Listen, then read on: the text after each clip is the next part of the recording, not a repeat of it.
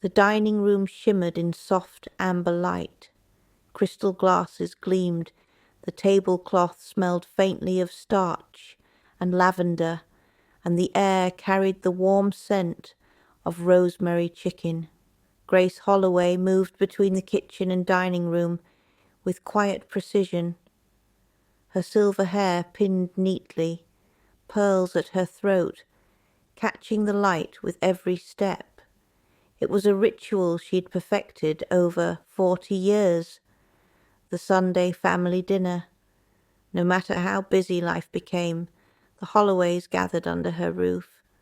The laughter, the clinking silverware, the stories, they were proof, Grace believed, that she had done something right in life. Richard, her husband, sat at the head of the table, sharp in his navy blazer, his judge's posture never fully retired. Beside him, their son, Michael, poured wine with the self-assurance of someone used to being admired. His wife, Tara, scrolled through her phone under the table, pretending not to. The only one missing was Elena. "She's late again," Richard muttered, glancing at his watch. Grace smiled faintly. "She's probably finishing another article." "She's finishing another crusade," Tara said under her breath, earning a warning look from Grace. Then the front door opened. Elena stepped in, hair damp from the rain, a messenger bag slung over her shoulder. She greeted no one at first, just took a deep breath as though bracing herself. "I'm sorry," she said finally. "Traffic." "Sit, sweetheart," Grace said, forcing cheer into her voice. "Dinner's getting cold." They ate. Conversation trickled awkwardly. Michael spoke about a new investment project. Tara bragged about a designer opening in Buckhead, and Richard offered his usual commentary on the state of the courts.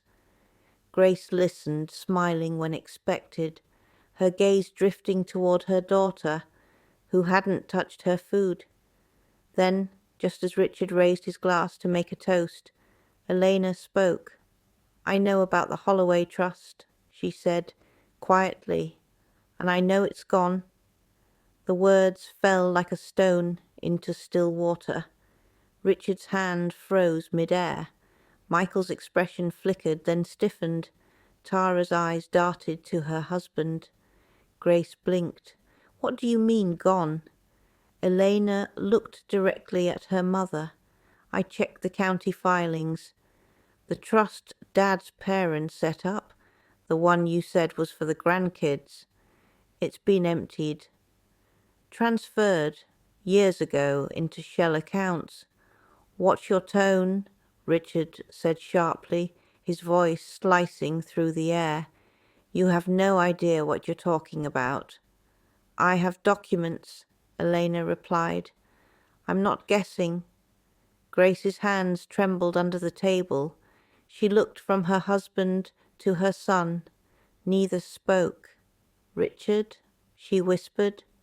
He cleared his throat, set down his glass. "There were investments." "Things changed. You wouldn't understand, Grace."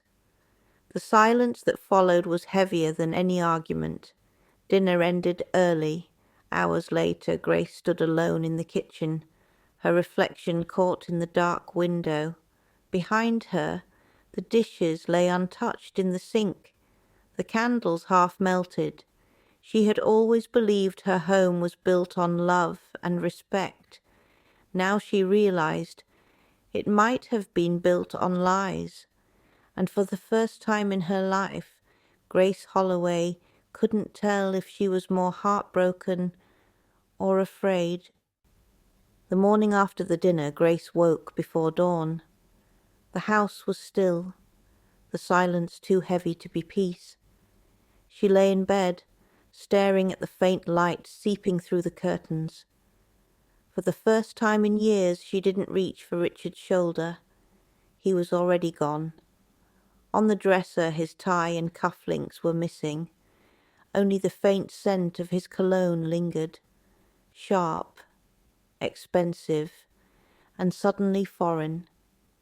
Grace sat at her vanity and looked at her reflection. Her eyes were swollen from lack of sleep.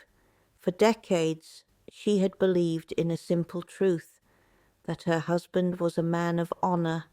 The very foundation of their marriage rested on that belief. Now it trembled. By mid-morning she was sitting across from David Merrill, the family's attorney, a man she'd known for 20 years, who'd attended her Christmas parties and sent cards every Easter.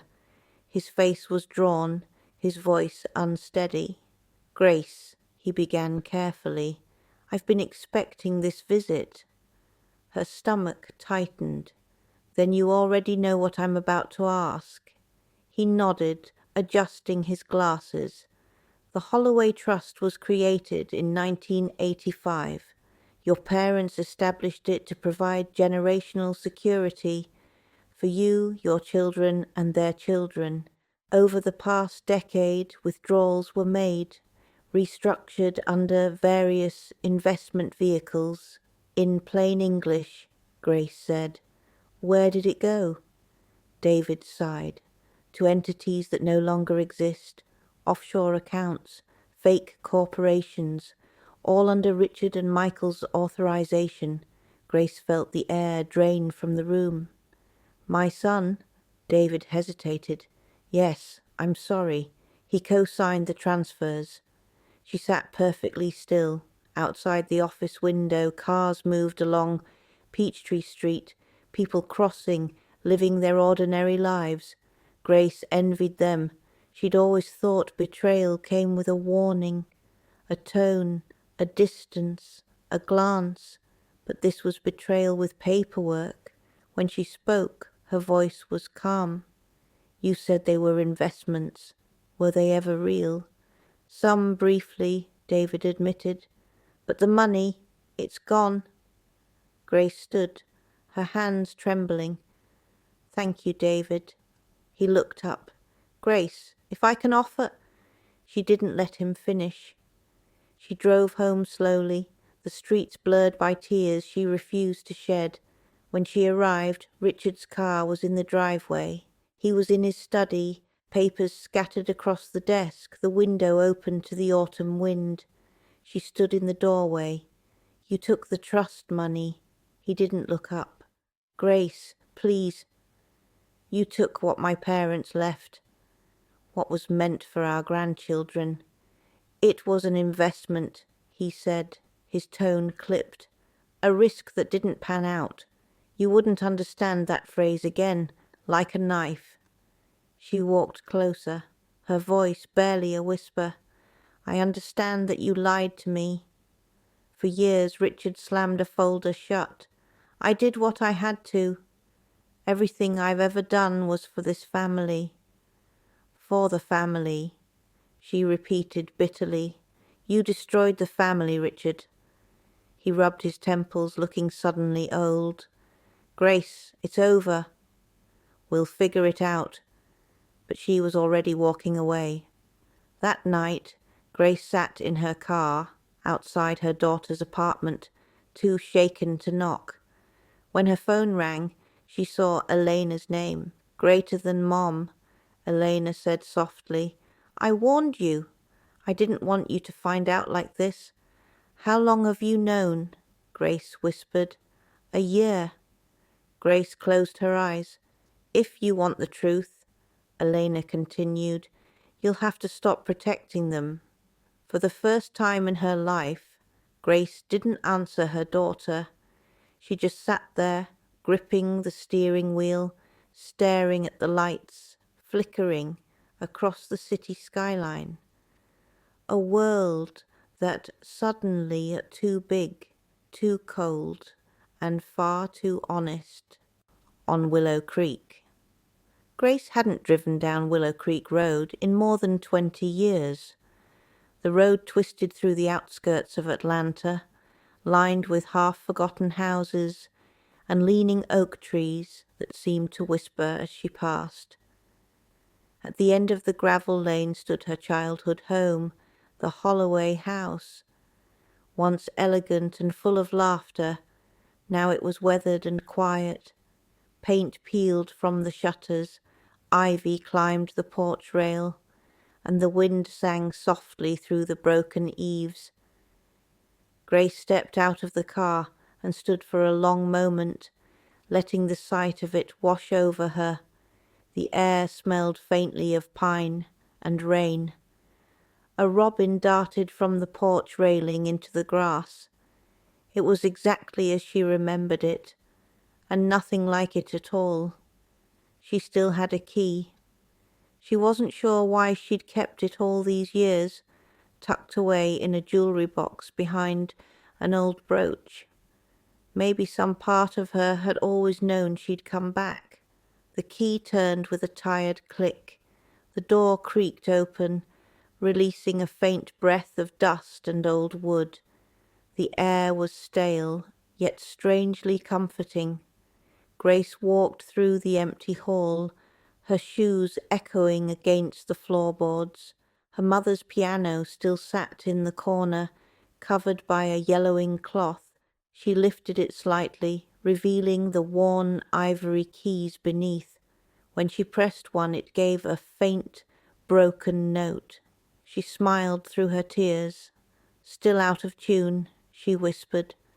Upstairs, the rooms were hollowed out, furniture draped, curtains faded.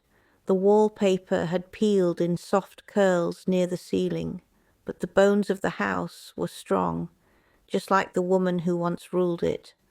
Her mother, Margaret Holloway, had built this home with her own hands after her husband died. Grace could still hear her voice, firm, loving, unyielding, greater than grace. Silence is armor for women like us, but armor can rust if you never take it off. Those words floated through her memory now like a ghostly echo. For years Grace had mistaken silence for grace, obedience for strength. Now she wasn't sure if she'd been noble or merely afraid. She spent the day cleaning, sweeping dust from the kitchen tiles, wiping cobwebs off the mantel, opening windows to let the light breathe back into the rooms.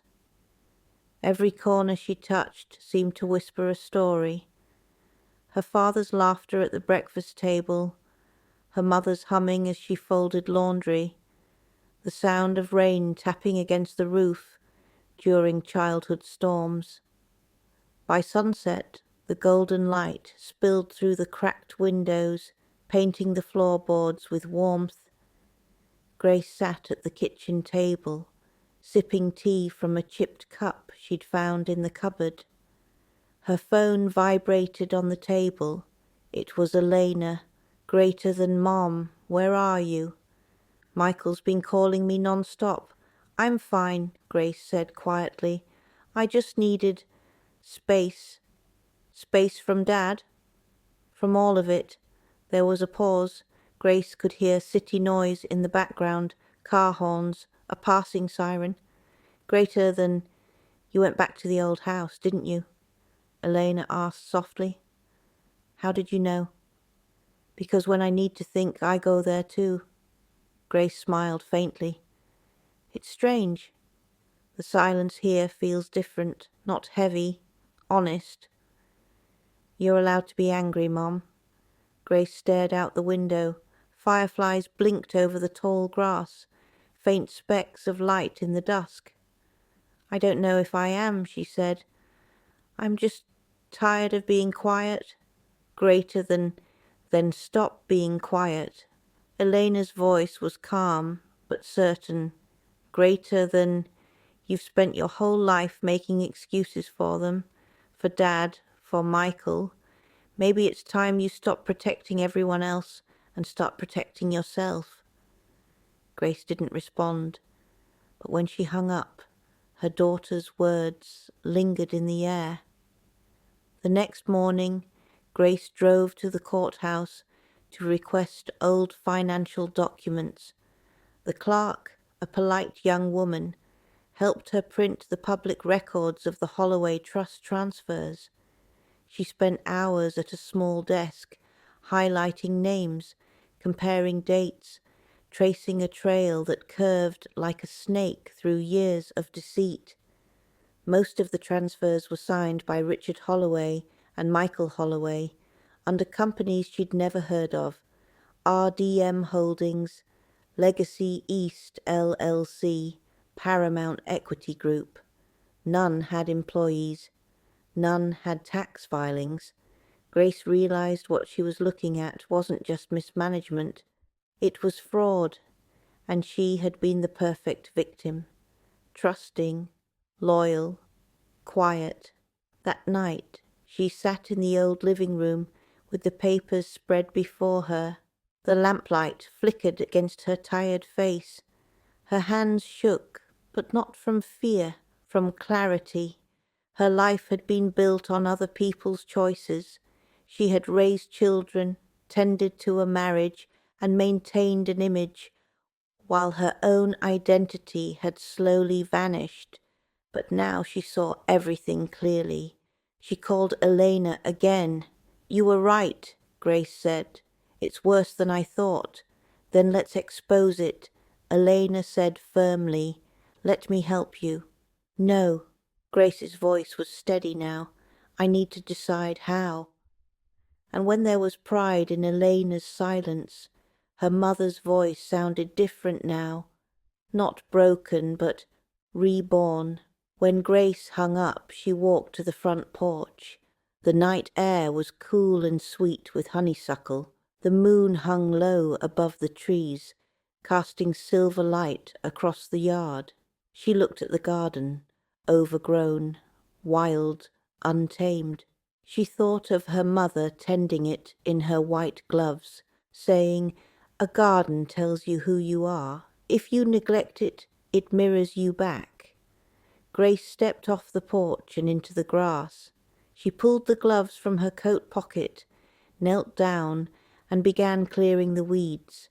Her knees ached, her back hurt, but she kept pulling, one root at a time, one breath at a time, because she wasn't cleaning a garden. She was reclaiming a life. When the morning came, sunlight touched her face, and for the first time in decades, Grace Holloway smiled. Not the practiced, polite smile of a hostess, but the fierce, quiet smile of a woman beginning again. The article dropped on a Sunday morning. No warning, no fanfare, just a quiet upload to the online edition of the Harlow Gazette under the headline, "The Trust That Broke a Family, How Silence Funds Betrayal." There were no names, not Grace's, not Richard's, not the children's, but the story was unmistakably theirs. In the town of Harlow Heights, where gossip travelled faster than mercy, anonymity was an illusion. By noon, Grace's phone began buzzing. Old friends, neighbours. Some calls were full of pity, others full of curiosity. She silenced the phone and went outside instead. The air was heavy with late summer heat. Across the street, Mrs. Dempsey was watering her hydrangeas, pretending not to look. Grace gave her a small, polite nod, the kind that said, "Yes, I know you know." She walked to the garden bench under the maple tree and sat down. For years she had lived her life behind curtains, presenting perfection, hiding cracks. But today the curtains were gone, and strangely she felt lighter. Inside town, however, the fallout began to roar. At Holloway and Sons Financial, Richard stormed into the office, red-faced and furious. Employees avoided his gaze. Whispers trailed behind him like smoke. The board had called an emergency meeting. Clients were pulling accounts. The bank wanted answers. "Who gave them this information?" he barked at Michael, pacing. "Who?" Michael swallowed hard. Dad, they didn't use our names, but everyone's connecting the dots. I think it's over. Richard stopped pacing. No, not yet. I can fix this. But when he turned on the TV in his office, the local news anchor's voice filled the room. A local expose has ignited controversy this week, detailing how family trust funds can be manipulated to isolate and control. He stared at the screen, at the blurred photo of a familiar home, at the story that had stripped him bare without even mentioning his name. His jaw tightened. Grace's silence had been his shield for decades. Now her truth had become his reckoning. That evening Grace sat with Elena on the porch. They watched the horizon fade to copper and violet. You did it, Elena said softly. The story's everywhere. I've already had messages from women, one in Ohio, one in Maine, saying they saw themselves in it. Grace smiled faintly. Then it wasn't for nothing. Elena hesitated. Dad's furious. Michael's caught in the middle. He says people at the firm are turning on him. Grace nodded slowly. I never wanted to ruin them. I just wanted to stop pretending. She turned her gaze toward the yard, where fireflies were beginning to flicker. You know what's strange? I thought the truth would destroy me, but it's peaceful. It's like standing in the ruins of your own house and realizing you can finally see the sky. Elena leaned her head on her mother's shoulder. Neither spoke for a long while. 2 days later, Grace received a letter, no return address, just her name in familiar handwriting. Inside was a single page. Grace, I hope you're proud. You've humiliated me, shamed our family, destroyed everything we built. But maybe that's what you wanted. Maybe you always wanted to be the victim. Richard. She folded the paper carefully, placed it back in the envelope, and set it in the fireplace. The flames caught quickly, curling the edges into black lace. For a moment, she watched the smoke rise and realized it didn't hurt anymore. Later that week, she met her friend Marjorie for tea. The cafe was half empty, soft jazz humming in the background. Marjorie leaned across the table. Grace, I read the article. I knew it was you. I'm so sorry, Grace smiled gently. Don't be. Sorry belongs to the ones who hide. Marjorie frowned. What will you do now? Grace looked out the window, her reflection merging with the street outside. I don't know yet, but I think I'll start by living without apology.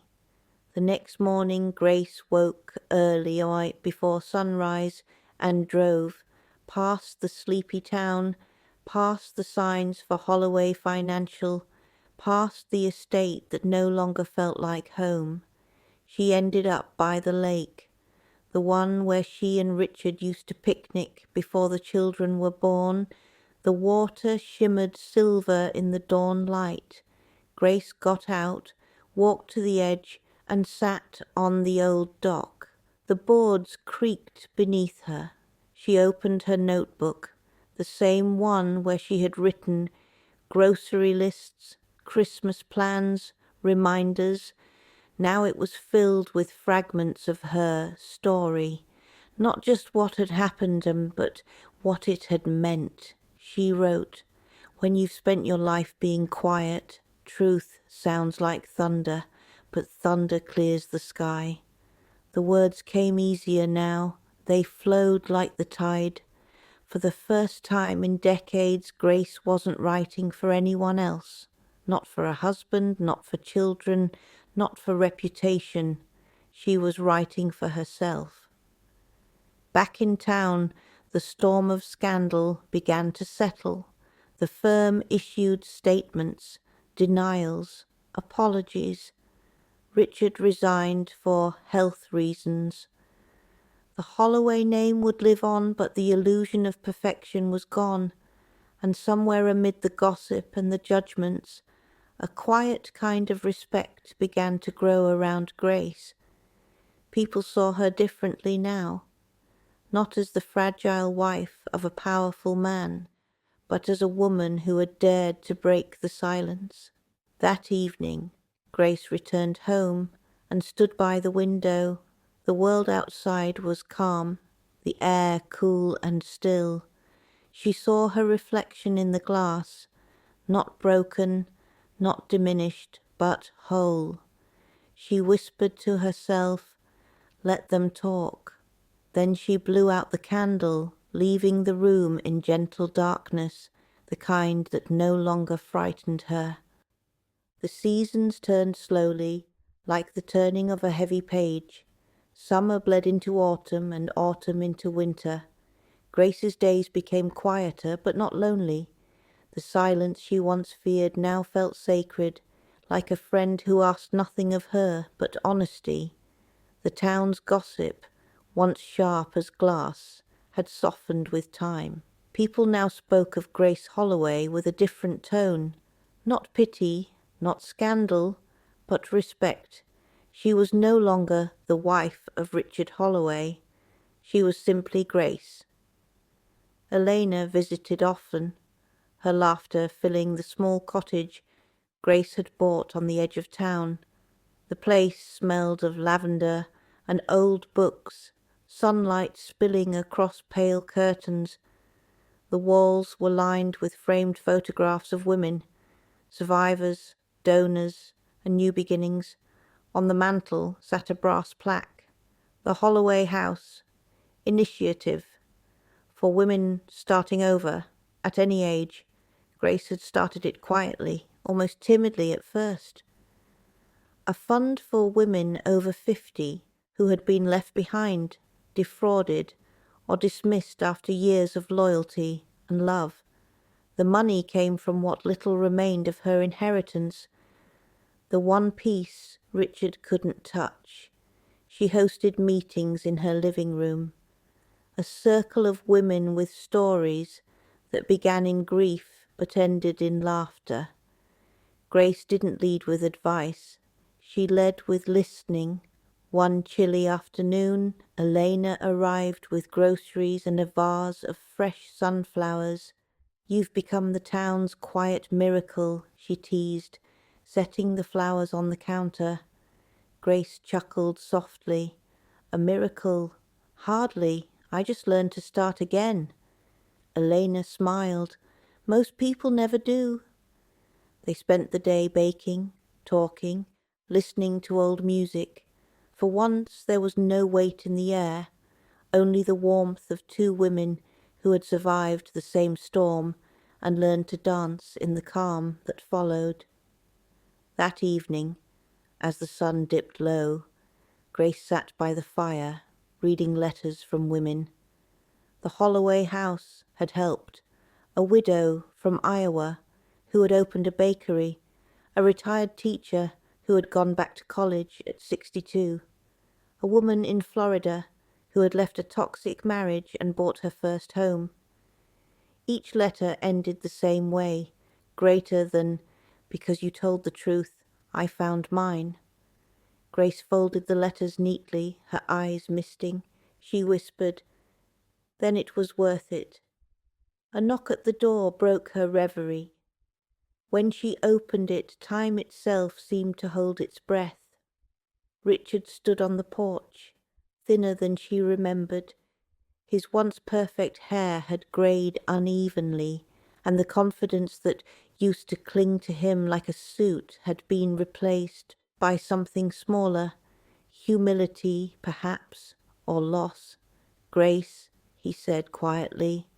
Her heartbeat didn't quicken, she didn't tremble. She simply looked at him. The man who had once defined her world, now just a man standing in the cold. He cleared his throat. "I didn't know where else to go." Grace opened the screen door slightly, just enough for the light from inside to touch his face. What do you need, Richard? He exhaled. I lost everything, the firm, the house, the accounts. Michael moved out of state. No one will return my calls. You were right, Grace. You were right about everything. Grace studied him for a long moment, the deep lines on his face, the regret behind his eyes. Once those words would have felt like victory. Now they only felt like history. No, Richard, she said softly. I just stopped pretending everything was fine. He swallowed hard. Could I come in, just for a minute?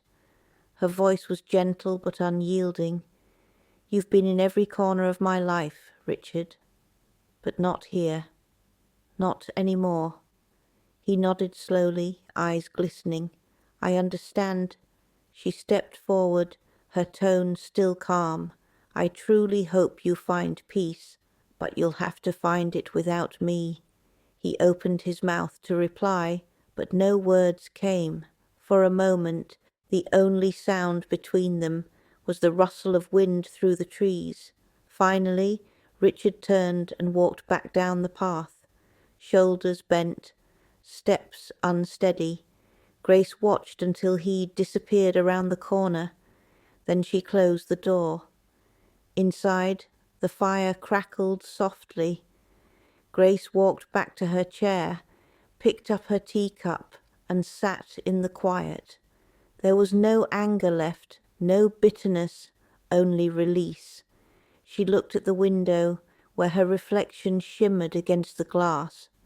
She no longer saw the woman who had once begged to be heard. She saw the woman who had built something lasting from her own wreckage. A knock on the back door startled her. Elena, smiling, with a carton of leftover muffins. Forgot to give you these, Elena said. Everything okay? Grace smiled. Everything's perfect. Elena frowned playfully. You sure? Grace nodded, her eyes warm. For the first time in my life, I'm sure of everything. Later that night, after Elena left, Grace stepped outside. The air was cool and sweet, carrying the scent of rain. The moon was full, bathing the garden in silver. She whispered a quiet prayer, not for forgiveness, not for revenge, but for gratitude, for the truth, for her strength, for her second chance. Behind her, through the cottage window, the plaque caught the moonlight, the Holloway house. Initiative, glowing faintly, like a promise to every woman who would come after her. Grace smiled, wrapped her shawl around her shoulders, and whispered into the night, greater than I came back to myself. That's enough, and with that, she turned off the porch light and went inside, not into loneliness, but into peace. A year had passed since the day Richard appeared on Grace's doorstep. The world had shifted in quiet ways. Leaves had fallen, snow had come and gone, and with spring's return life seemed softer, like the world had forgiven itself a little. For Grace, the days were filled with small rituals, tending to the garden, meeting with women at the Holloway house, reading their stories, listening to their hearts. The foundation had grown beyond what she imagined. What started as a support circle in her living room had become a refuge, a restored farmhouse outside town where women came to heal, rebuild, and rediscover who they were before the silence. Elena often visited on weekends, sometimes bringing volunteers, sometimes just her camera and notebook. She'd sit by the window watching her mother move through the rooms. Calm, composed, present, there was something luminous about Grace now. Her gentleness was no longer submission, it was power. One afternoon, while reviewing interviews for a new article, Elena paused on a recording she'd made months ago, her mother's voice saying softly, greater than, "People think strength is loud, but sometimes it's the sound of not breaking." That sentence sat with her for days. By Thursday she had her headline, "The Silence of Grace." Unlike the first article, this one carried a name and a face.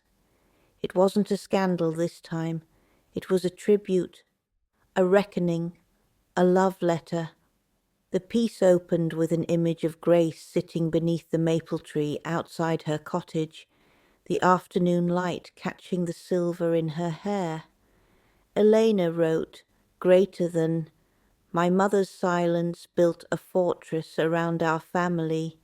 Her words broke it open. This is not a story about loss. It's a story about a woman who turned ruin into refuge. She wrote about the betrayal, yes, but with tenderness, not accusation. She wrote of the long nights Grace spent sorting through lies and memories, of the letter she burned without bitterness, of the house that became a home for others.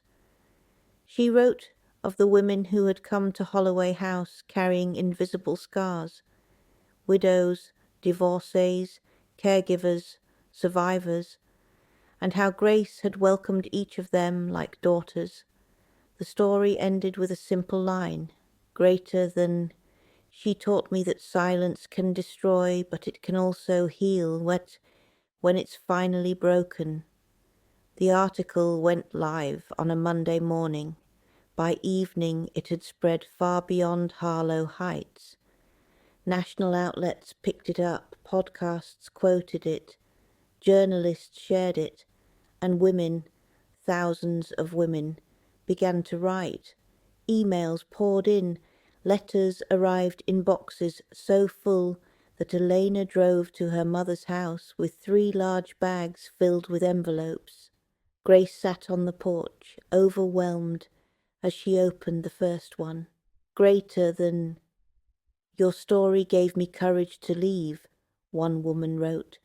"I read your name, and for the first time I said mine out loud." Another said, "I thought I was the only one who stayed quiet for too long. You reminded me that it's never too late to begin again." Some sent photos of gardens, of keys to new apartments, of smiling faces after divorce papers were signed. Others sent donations helping the Holloway House expand into nearby states. Grace read each letter slowly, her eyes soft, her hands steady. There was no pride in her expression, only gratitude, quiet and deep. The following month, a national magazine featured her story under the headline, "Grace Holloway, the woman who spoke softly and changed everything." Cameras came, interviews were offered, publishers called. Grace declined most of them. "I've said what I needed to," she told Elena. "Now it's time to listen again." In early autumn, a new letter arrived, one with familiar handwriting, Michael's. He wrote, "Mom, I've spent a long time trying to make sense of what happened. I was angry, not because you told the truth, but because you made me see mine. I'm sorry for choosing him over you. I was a coward. You didn't lose a son. You raised one who took too long to grow up. If you ever want to talk, I'll be waiting." Grace read it twice, then she folded it, slid it into her journal, and closed the cover. She didn't reply, not out of anger, not out of cruelty, but peace. She understood now that closure wasn't something others gave you. It was something you created yourself. One choice, one breath, one act of letting go at a time. That evening, she stood at the window of Holloway House, watching as the women inside shared stories over tea. Their laughter rose softly into the night, a sound full of healing. Elena approached quietly, her notebook in hand. "They're talking about you again," she said with a smile. Grace smiled back. Let them. Maybe they'll talk about themselves next. Elena set her notebook down. "You know, Mom, I think you've become a symbol." Grace shook her head. "No, darling, I just became myself. The world noticed." A breeze rustled the curtains, carrying the scent of lavender and fresh rain. The light from the windows glowed across Grace's face, soft and steady. Elena watched her mother, her calm posture, the grace in her stillness, and realized that her story wasn't really about loss or even redemption. It was about endurance, about the quiet power of a woman who learned that truth doesn't need to shout to be heard. She lifted her camera and took one last picture. Grace framed in the golden light, half shadow, half sun, the perfect image for the final page of her article. Weeks later, as autumn leaves gathered at the doorstep of Holloway House, Grace opened another letter.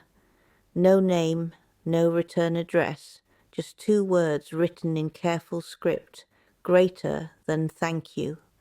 She smiled, tucking it into the growing pile on her table.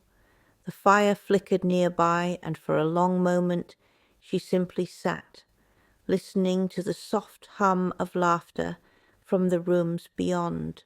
The silence around her wasn't empty anymore. It was alive, full of stories, full of beginnings. Grace closed her eyes, her lips curving into a peaceful smile, and in that stillness her silence spoke louder than ever. Spring returned like an old friend, gentle, patient, and full of colour. The long winter had finally loosened its grip, and the garden behind Grace's house, once bare and brittle, had begun to stir again. Tulips pushed through the soil like small promises. Hydrangeas unfurled their first shy blossoms. The ivy, stubborn as memory, crept up the white fence and whispered of things reborn. Grace knelt in the dirt, wearing her mother's wide-brimmed straw hat. The brim was frayed at the edges, a little crooked, but she loved it for that. Its imperfection, its story.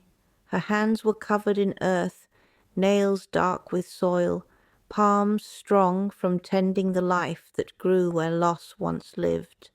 The morning sun fell across her shoulders, golden and kind.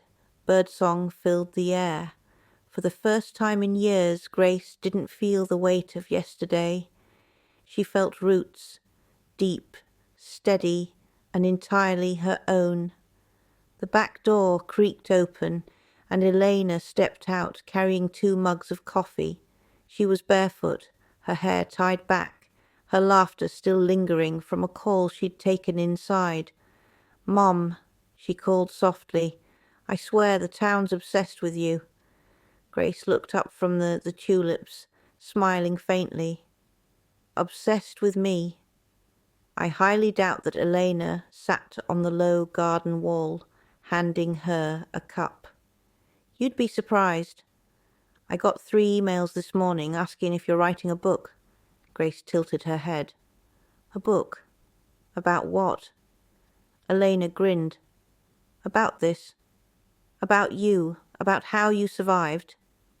Grace laughed quietly, shaking her head. "Survived?" She pressed her fingers into the soil, feeling its cool pulse beneath her skin. "Then tell them I didn't survive, Elena."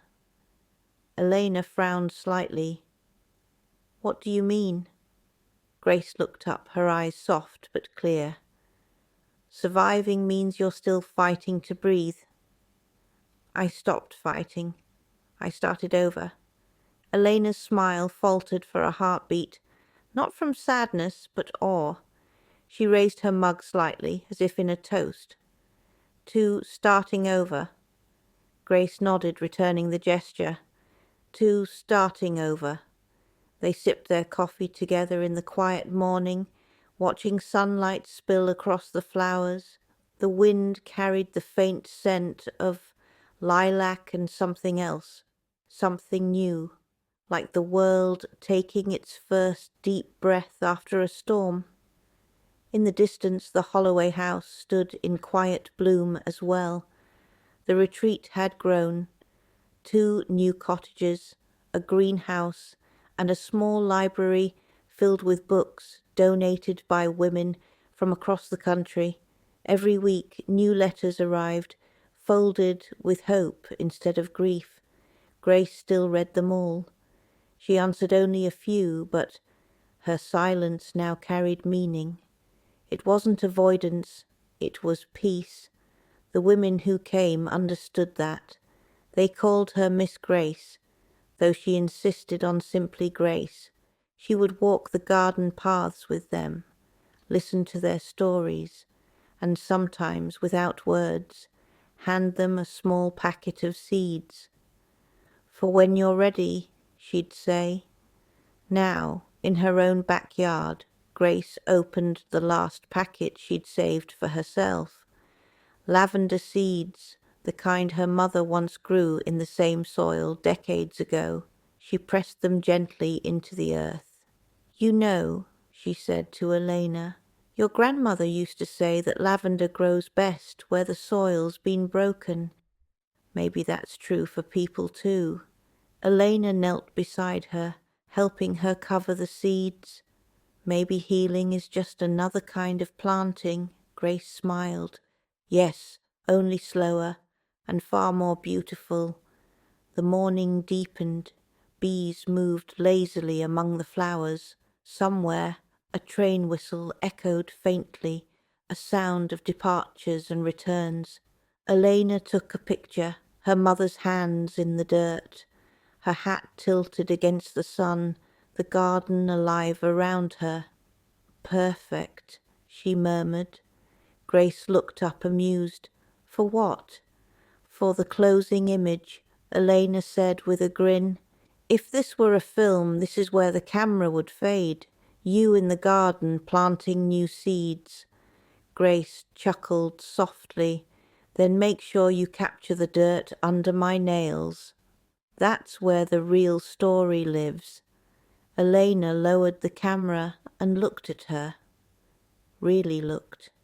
Her mother, once broken by betrayal, now rooted in peace. A woman who had built something from nothing, who had turned silence into sanctuary. I love you, Mom, she said quietly. Grace smiled, her voice warm as sunlight. I know. I love you too. The wind picked up, brushing through the tulips.